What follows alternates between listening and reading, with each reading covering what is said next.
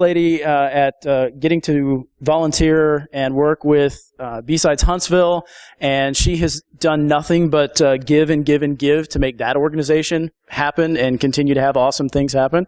I've run into several of her students who just talk so happily about her, and I've actually gotten to have her in one of my classes, which was kind of weird.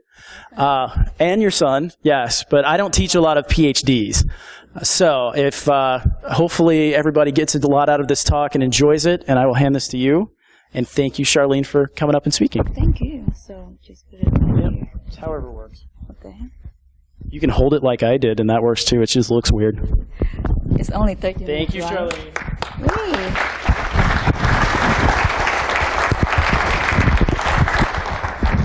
So, can everybody hear me? Pretty good? Okay. Everybody's ready for the 80s party? Yay! I guess I only need 10 minutes though, because then it will be 5 o'clock. We still have to prep, isn't it? I bought a lot of Party City stuff for tonight, so I'll see you there. You probably don't recognize me except I'm Asian, so that probably will matter. So I do have some cert, but as you know, if you are an educator, learning is never stopped. So my husband always told me, you have enough books to cover you underground when you die. So you need to let your education work for you instead of you working in your education. So that's really true to me. My PhD is actually in education. I have one also in management, and half of it is in administration. But my 3 masters, I have one in business, but then when I came in here, it doesn't give me any job. Having a PhD doesn't give me a job, so I jump into cybersecurity and then also jump in for another master's in information assurance. So that's how I got all of my information. You don't want to know how old I am. You can't really tell Asian until they turn 90 years old. So you bet I'm not 90 yet, isn't it? I'm just trying to be nice. I'm not going to retire until you see me with a cane one day. So we pretty much know that Android is actually leading when it comes to smartphones. So I pretty much have different types of smartphones. I have it in here. So from the oldie one, and then we have the new one, and then I have the pink Galaxy Note. So I am pretty much an Android baby, and my husband is an Apple baby. But I baptized him with Android, so now he's an Android also. But for the last 15 years, he's been using Apple. But I really have to give my hat to Apple, because when it comes to app development, they're more secure because they do have a lot of security in process when you are going to do applications or installation of apps. When it comes to Google, the only problem with Google is that anybody can actually turn in an app and pay a little bit of money and then get your app in there as well developed. I have some students actually send an app for Android and making some little money here and there when somebody uploaded their app. So to me, Android, when you are looking at Android, one best thing to look at is that to make sure, you probably can see it, I'm always preaching to the crowd that when you install any app, you want to check every single details of that small, the permission. Because in the permission, in the very right side of, in the very left side of it, the permission actually gives you pretty much just basically saying, here I am, and I'm going to be naked, just go ahead and capture everything I have. So if you're just looking for applying or installing app that is just a wallpaper, it doesn't need to connect to your network. It doesn't need to connect to any of your contacts. It doesn't need to connect to any of your Wi-Fi networks and all of that, because it's just wallpaper, isn't it? But if you try to look at it, everyone is using an app because most of them are free. So be aware of those free apps, because it has a lot of technology that will allow all the connection coming from your end, like your home network, your company network. So you might want to check and make sure that before you do even apply or upload or download any apps, you want to make sure that it's safe. So there's actually an app that you can check your app to make sure that it is okay to download them. I actually put it in the very end of my presentation. We have App Scaler, via Forensics also have an app as well to make sure that when you download an app, it's safe to download an app. And one thing about it is that I have some students that I just got to warn them about it, and they have apps that are actually coming from China, and then it wants to connect in every single details of his phone and his network. So he talked to me and said, Dr. Nixon, do I really need to get this app when it does allow to do everything and connect to my phone, and then allow to disconnect and disallow all of my contacts? And I said, you don't need it. It's just because it's free. It doesn't mean that you have to approve to it and buy it. So I am very, very concerned about installing apps that are free, because that's where you get a lot of threats and vulnerabilities. So make sure to check those very little information that is stated in the very bottom of your app permissions. So as you notice, there's a lot of app threats, malicious apps, and pretty much there's all different hidden spyware, malware, phishing backgrounds, and there's also even malware right now with, iPhone is in it. That's why they have their own app malware as well for anything that is mobile permission. So let's go to the next one. Basically, my new topic really is anatomy of extraction. What it really entails is that when you're going to be in the mobile forensics, you have to have a lot of details before you can even connect your phone and get information from your phone. So forensically, you want to make sure that you have the chain of custody. If you found a phone that is lying in there, you just don't want to grab that phone. You want to make sure that that phone is actually being captivated in a chain of custody manner, meaning log every single details of what time, take a picture of how it looks like, take a picture if the phone is on. You don't want to turn it off because it might get some information in there that will be deleted. If the phone is turned off, you want to leave it off. So it also varies in different types of phone. Let's say, for example, different versions of phone, like Android, there's a Samsung, there's an HTC. Some of those phones, you have to take up the battery, or some of it, you might have to take the airplane mode. And I told my student that to make it really sure that there is no Wi-Fi connection can get to it, you have to use a paint can and put your phone in there, or to make it really effective, use a foil 7 times, fold that phone, and then hand it to a forensic investigator or an FBI. That's the closest way you can actually make sure that the phone is not connected to the network. So that's one of the basic things. So if I found a phone, or if you found a phone in the airport, you don't want to take that, because you don't really know what's in there. It could be details or some malicious information that, you know, the FBI or the Air Force is trying to find. So one thing about this is to make sure to do the delegation of what I need to do when I get a phone or when I found a phone. So if it's off, don't turn it on. If it's on, don't turn it off. So that's the basic.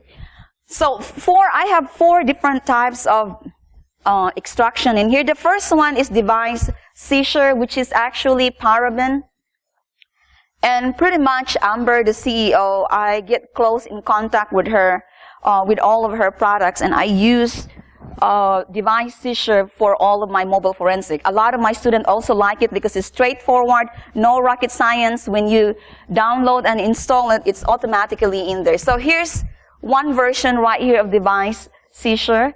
Once your phone, you have to make sure if you're using an Android phone, you have to use a debugging mode. So to get the debugging mode, you have to go to your, anybody know how to debug a phone? Yes? You have to go to the, it's like the version number, you tap on it 3 times, and it says the developer, you keep tapping until it turns on the developer mode, and you can turn on USB mode. Yes, that's a good one. And the UPED one is a different way. You go to the build number or serial number and you tap it 7 times. But some Android phone, you have to tap it only 3 times. But UPED is different. You have to tap it 7 times to go to the developer setting. But if you can't find your build number, you can always go to your application manager, go to your account setting, and go to the application manager. And from the application manager, you can find in there information such as your account, your phone, your EMI, your IMEI, all of that information. And you need all of that information to extract data. You can't just extract the phone. If you have a Euclid patch, you can't just put in there and then get the information. You still have to do a lot of details for extractions. The same thing with when you extract phone from iPhone. You have to do also a different type of debugging mode in which iPhone uses a DFU, where you hold the home key and then the phone, the turned off phone for 10 seconds and then count for 10 seconds and then turn off, hold up your, the power and then don't let go of the home and then count for 10 seconds again and then you will have your DFU mode in there. Then you can access to the application side of your Apple. So two things different when you do extractions. So the first one is device seizure. And when you do an extraction to it, we already did pretty much all the different types of debugging mode. So once you have that, you have to look at as well the different types of phone, because you have different serial phone and all of that information. I will show you that in my second laptop and how to easily access device seizure in there. But that's how it looks like. Pretty much a lot of your mobile software is like your computer forensic software. Basically, it has everything from your left side. You have all of your extractions.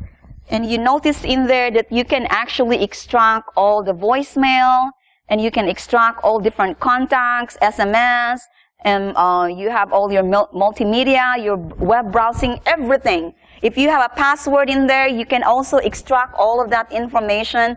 All of the text messages that is deleted, you can also find it from device seizure as well, of which all of the mobile devices and software pretty much have that features. They can extract, they can get all your information, deleted data, files, web browsing, every single thing. So, then another thing for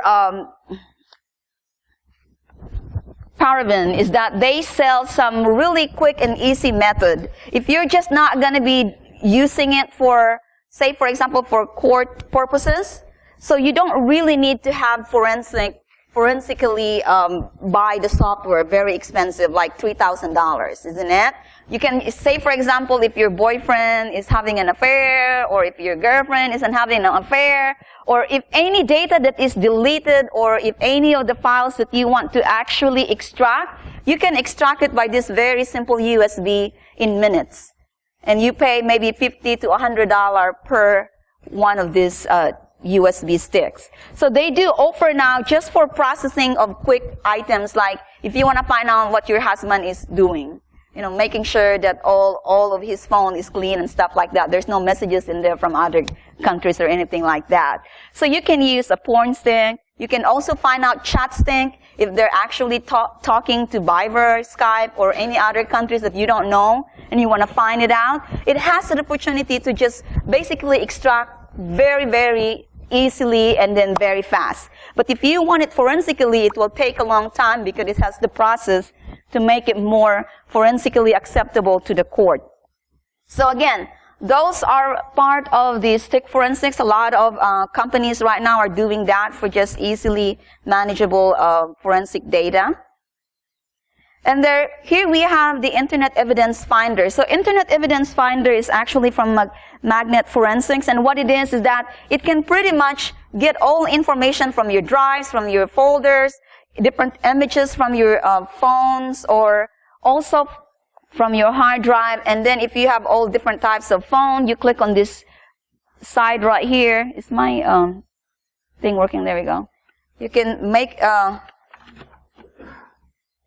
you can actually click on this side right there, and then you'll be able to pretty much extract data from your Kindle. If you have a Kindle, or if you have different types of devices, you can also get a lot of information from Internet Evidence Finder.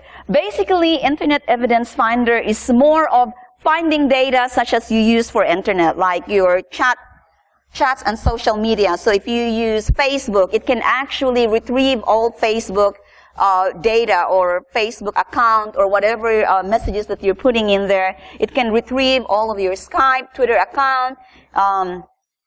What other you have for your social media? What do you use?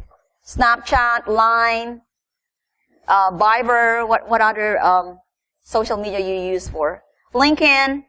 All of that. It can extract all of that information. And this one is forensically pretty much comparable to any other forensic mobile devices, so you can use and submit this data for court purposes.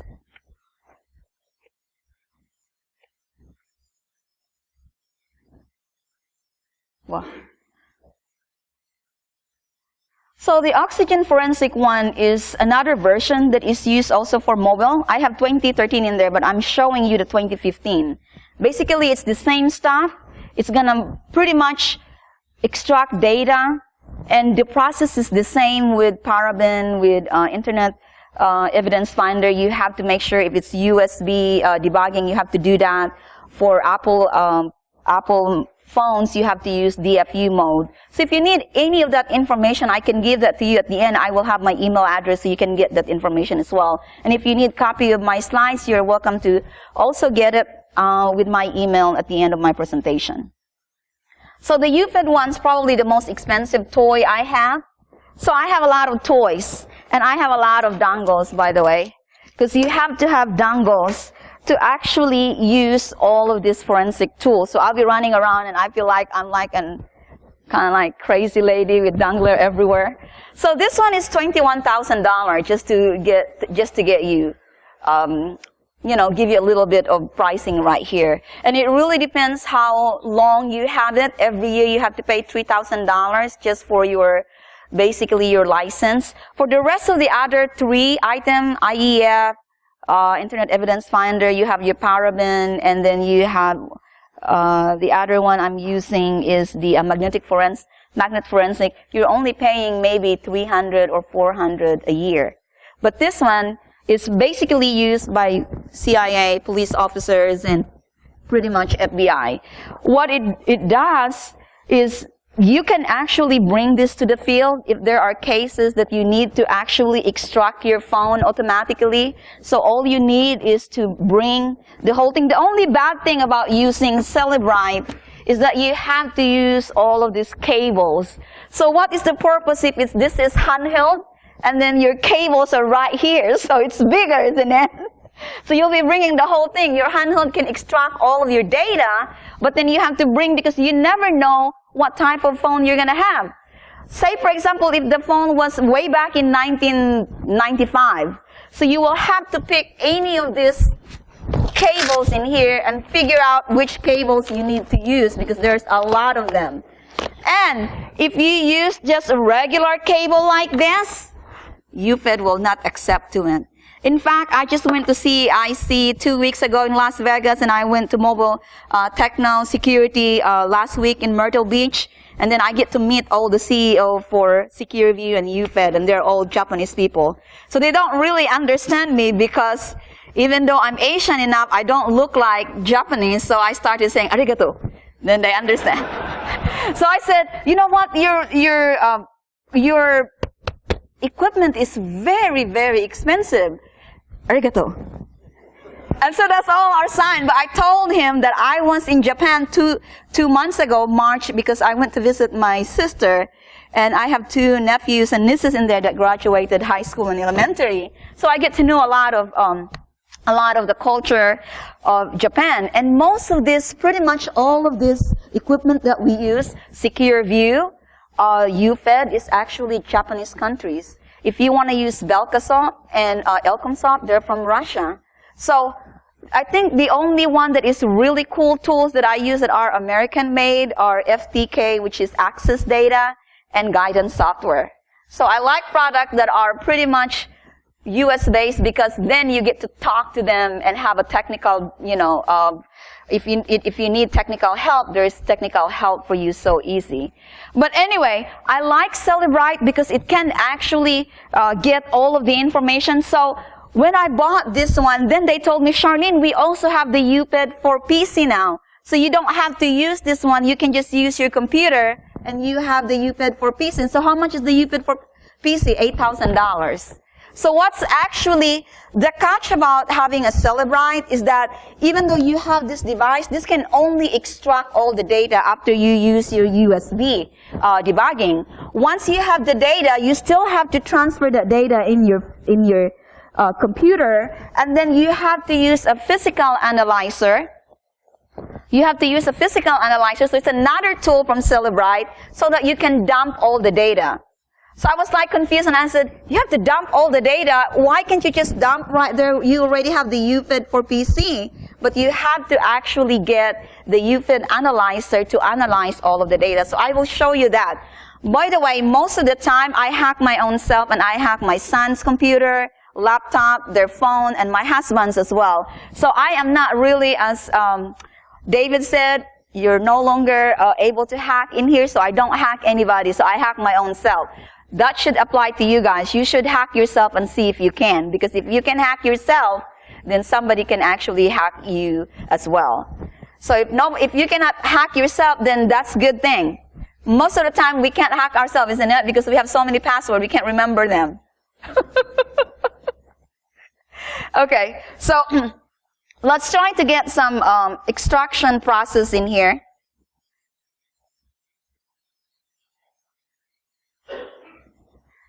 So let me go ahead and transfer this to my, so I just showed you all the different types of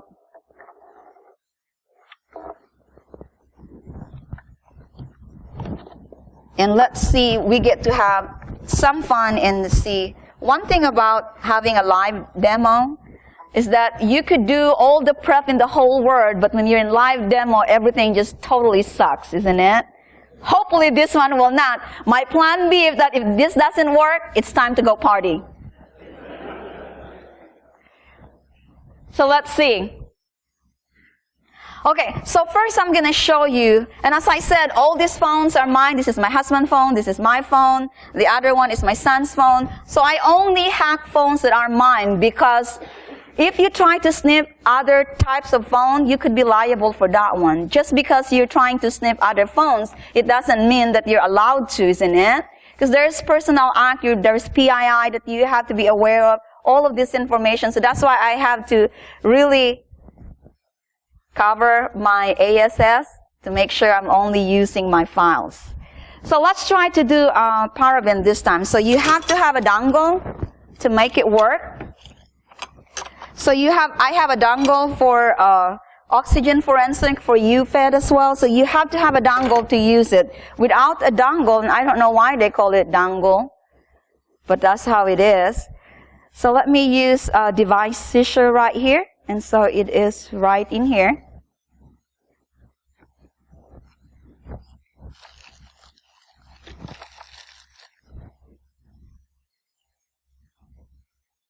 So I will open a case. Basically, the extraction process is that if it's a new phone, you go to data acquisition.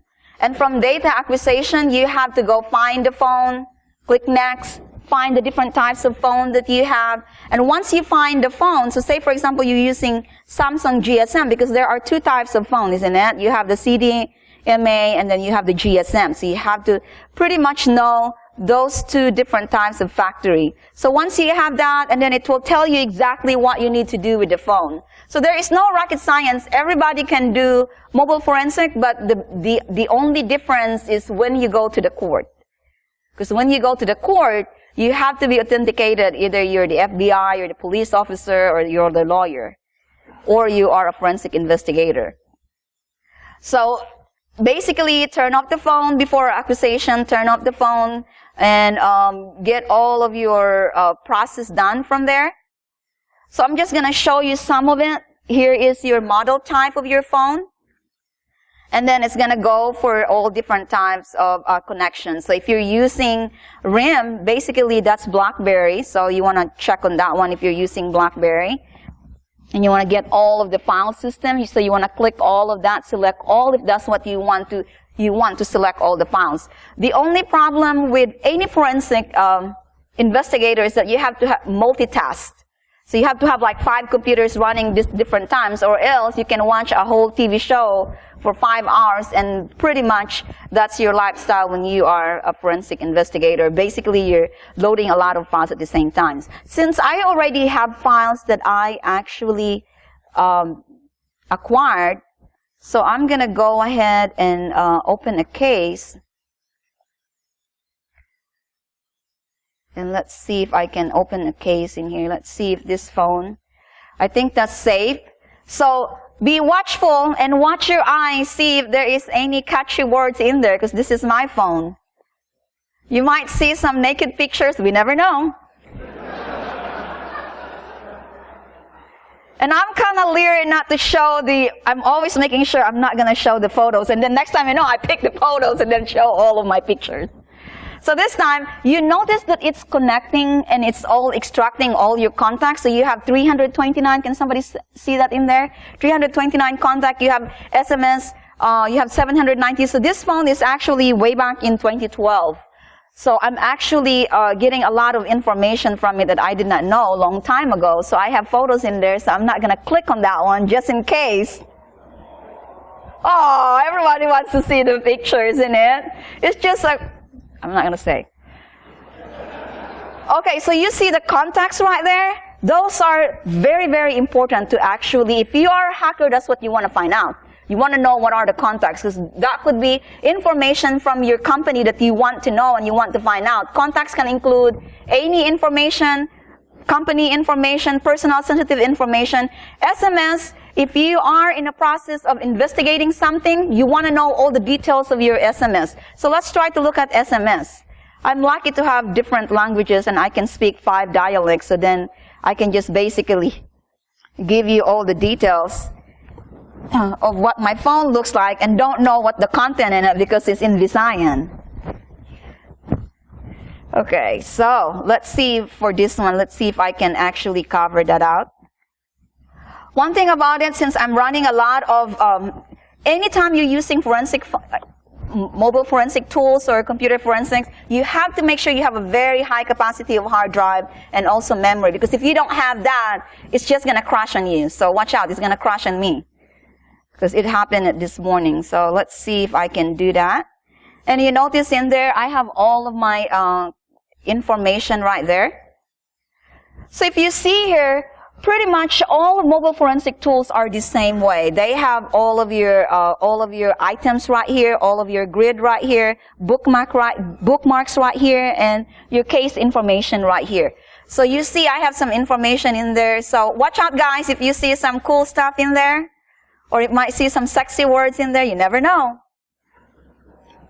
Okay, so here are all the details. If I am a forensic investigator, I'm going to be very interested in what are all of the SMS messages that I'm actually showing up, because this can lead into my case. And that's what you were looking for. If you are an investigator, you want to make sure that you actually nail down each of one, what day, what is the address, and then what's the status, where did he connect it to, what phone, all of that information right there. You can see that it's all connected and it's all safe. So even though the phone, you delete all of your messages, it can still retrieve all those deleted messages.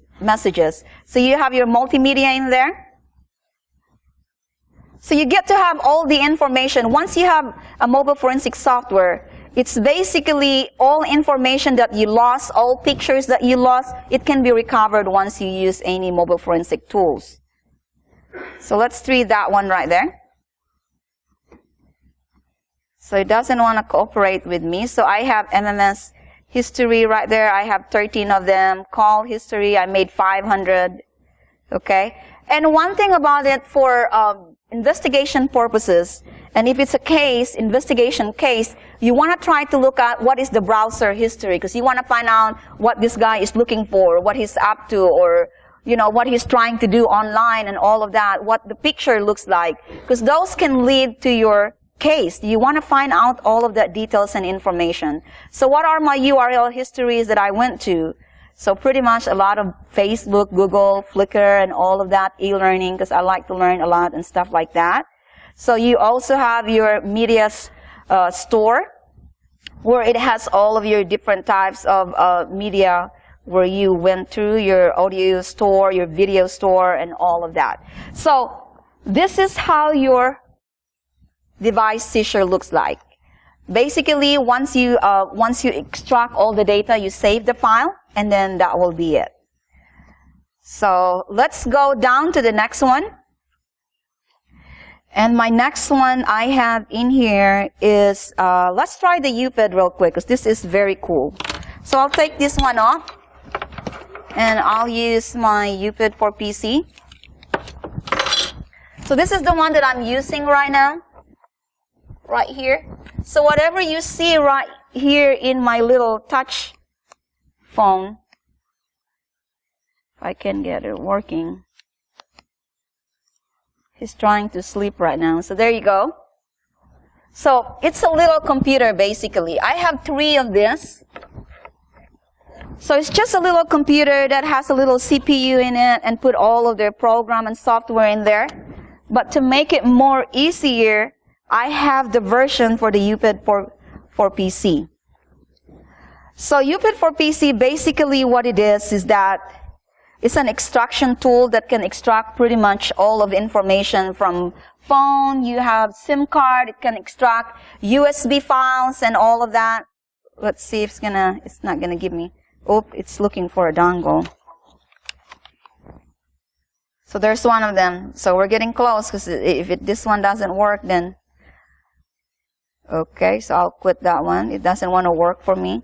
So let's just go. So plan B is going to the 80s, isn't it? So here's my plan C. I'm going to use Physical Analyzer. So I'm assuming that I extracted all of the data from this Euclid Touch. I extracted all my files. So after I extracted that, I will have to use a Physical Analyzer. So I'm going to use Physical Analyzer right here. See if you can find it. When you turn 40 years old, you have to use glasses, isn't it? So if you can find before me, let me know where it is. Top? There you go.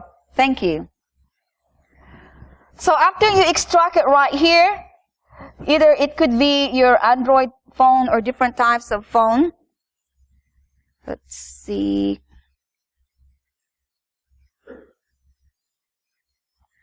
Well, what happened to that one? So here we go. 80s party is coming in. This one is not working. I don't know why. Voila. So let's try one more time.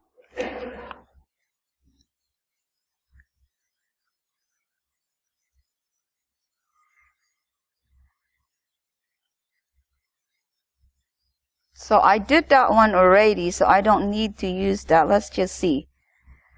So from right here, I actually captured and extracted 2 phones, and these are one of my phone, and this is my newer phone, Galaxy Note, before I move into another phone and upgrade to another phone. So I should not be doing this, because I just did this one.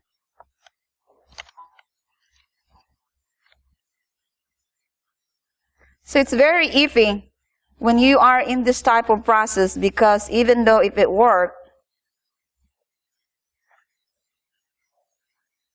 one more, and if this one is not working, so I can move on to the next one. It's supposed to be my coolest toys. It's the most expensive one, but it doesn't work. But as you see, what happened is that I'm not trying to say it doesn't work, because it was working. As I said, plan B is always the 80s party, isn't it? So what happened is that once you extract, you go to your Euclid, and pretty much from there you can find all of the details, like your contacts as MMS files and everything that you saw from the previous Paraben device seizure. So you're going to see the same thing with Euclid. I'm sorry I cannot show you that, but maybe later on that will work. So let's try another one this time, and this will be oxygen forensics. And this one actually goes with this phone right here. Let's try this one.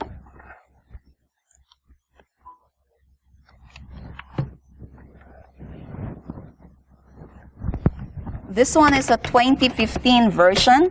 And the best thing about it is that I was planning to show you the link analysis where you can two different phones together, find out what they're up to and what are they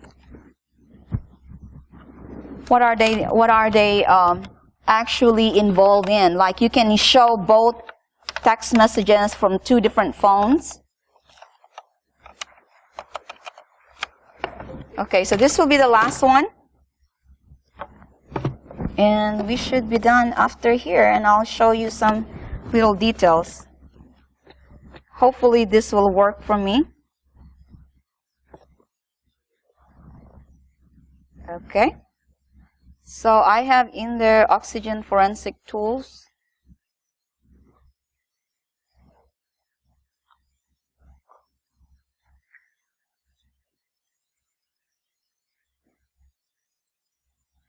So let's try this one.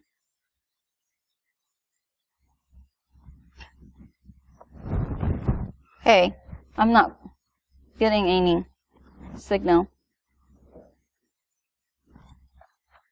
That's okay, because it's also loading.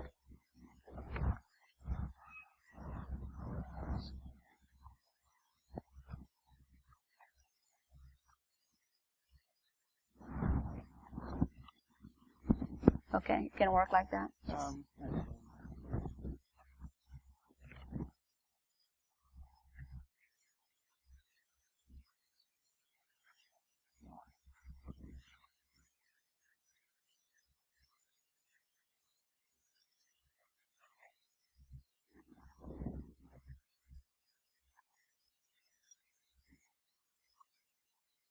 Changes, and then that will be it. There we go. Ta-da. Ta-da! Thank you so much. So the nice thing about Oxygen Forensic is that I already extracted my phone right here. So you see the details right here. It has some more information that some other tools don't have. So basically I extracted my phone, so I did all the USB extractions and all of that. You can see in here that you have reports, and you also have link and stat. You have your messages, your phone book. Pretty much it can detect just like any other mobile software does. It has all the details and informations. You have your SMS. You have all different types of your MMS, all the data that you need. You can click to it and figure out what you need to be looking for. It's going to look at all the details as well. And the nice thing about Oxygen Forensic is that they have this link and stat that I like. And it can pretty much show which one. The chart shows communication of each type, so you can see how many SMS, how many details you have for call, SMS, and all of that files. And I can check on my son right there, and I can look at some of the stuff that he's been doing in terms of stat. So I know what he's doing with his phone and all of that details. So his girlfriend is going to come over and making sure that I actually connected to his phone and get all the details of that. He's 15 years old, so I'm allowed to do it, isn't it? So I'm so lucky to do that, by the way. So I get to say, hey, what you're doing, I see everything.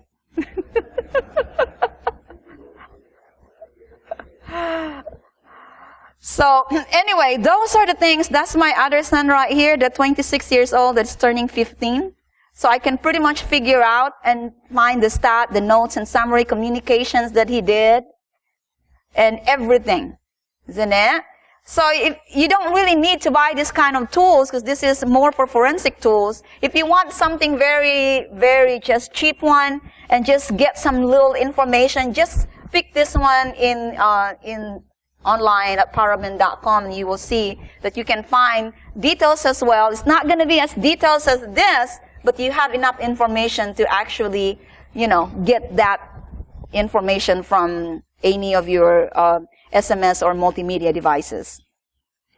Other than that, these tools also have a lot of capability. I actually just loaded this one.